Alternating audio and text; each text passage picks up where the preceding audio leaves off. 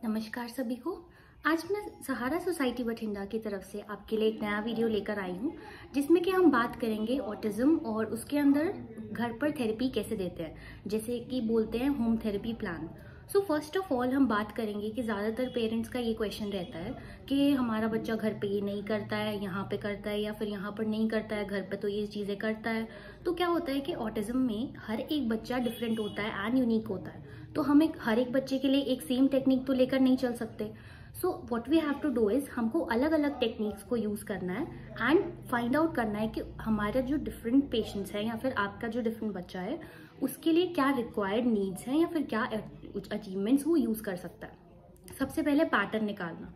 हमेशा हम पेरेंट्स को जब भी काउंसिल करते हैं तो ये बोलते हैं कि आपका बच्चा हमेशा ही अपर ग्राफ नहीं दिखाएगा, उसका कभी कभी डाउन ग्राफ भी जा सकता है, कभी अपर जा सकता है। It has to be in a line form.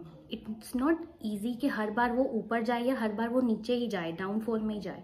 तो हमें क्या है, वो पैटर्न को एसेस करना रहता है कि वो किस अभी डायरेक्शन में जा रहा है, वो कौन सी चीज़ों को ऑब्जर्व कर रहा है, मैक्सिमम उसका क्या चीज़ है अपने आप को इमोशंस को एक्सप्रेस करने का। हो सकता है कि उसे बहुत सारी चीज़ों को स्टैक करके रखना पसंद हो सकता है कि उसे बिखेर के रखना पसंद हो। हमारा क्या यहाँ पे मोटिव रहता है कि उस चीज़ का रीज़न फाइंड आउट करना कि वो ऐसा क्यों कर रहा है एंड वो उससे क्या इमोशन या फिर क्या उस चीज़ से हमें सिखाने की कोशिश कर रहा है, राइट। इससे हमें क्या पता लग जाता है, उसका पैटर्न एंड उसका टैंट्रम थ्रो करने का एक रीज़न, जिसकी वजह से हम फर्दर प्लान कर सकते हैं कि कौन से उसके ट्रिगर पॉइंट्स है जो हमें यूज़ नहीं करने। नेक्स्ट, फर्दर मोर हमें क्या करना है, जो भी हम चीज़ें उसे थेरेपी में दिलवा रहे हैं, फॉर एग्जांपल इफ़ अगर आप उसे स्पेशल एजुकेशन दे रहे हैं, ऑक्यूपेशनल थेरेपी दे रहे हैं, स्पीच थेरेपी दे रहे हैं, तो आप ये ध्यान रखें कि जो वो वहाँ पर करवा रहे हैं सेम पैटर्न्स आप घर पे भी यूज़ करें। उससे क्या होगा कि उसका जो एक बॉम्बार्डमेंट है, उसके ऊपर जो एक यूज़ करने की चीज़ें हैं, जैसे कि जो चीज़ें उसके ऊपर स्पीच थेरेपी में करवाई जा रही हैं वो सेम अगर आप घर पे भी करवाओगे तो उसे वो ऑब्जर्वेशनल स्किल्स में, विजुअल स्किल्स में एंड हियरिंग स्किल्स में आ जाएगी। उससे वो जल्दी पिकअप करेगा एंड ऑब्जर्वेशनल स्किल्स से ही वो अपनी मर्जी से बोलेगा। Plus I want to mention one fact that जब भी ऑटिज्म होता है तो पेरेंट्स बोलते हैं कि बच्चा बोल नहीं रहा है, कब से शुरू कर देगा, क्या चीज़ें हैं जिससे हम शुरू करवा सकते हैं।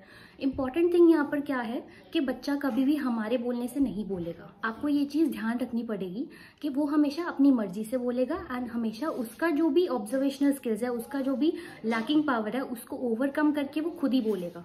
हमारे बोलने से वो नहीं बोलेगा एंड उसको जो भी चीज़ें सही लगती है उसके टाइम के ऊपर ही वो बोलेगा। So we never have to push the person और द पेशेंट कि वो ऐसे ऐसे करके बोले। मोस्ट ऑफ द पेशेंट्स को ये चीज़ समझने की ज़रूरत है एंड उनके गार्जियंस को भी। फर्दरमोर इन सब चीज़ों को देखते हुए हमको एक पैटर्न डिसाइड करना है एंड देन आफ्टरवर्ड उसके ऊपर वर्क करना है। हम और भी वीडियोस ऐसे लेकर आएंगे जिसमें हम बताएंगे आपको कि एक्चुअल में थेरेपी में करवाते कैसे हैं एंड ये कौन सी चीज़ें हैं जिससे आप ट्रिगर पॉइंट्स यूज़ कर सकते हैं एंड एसेस कर सकते हैं। Thank you so much.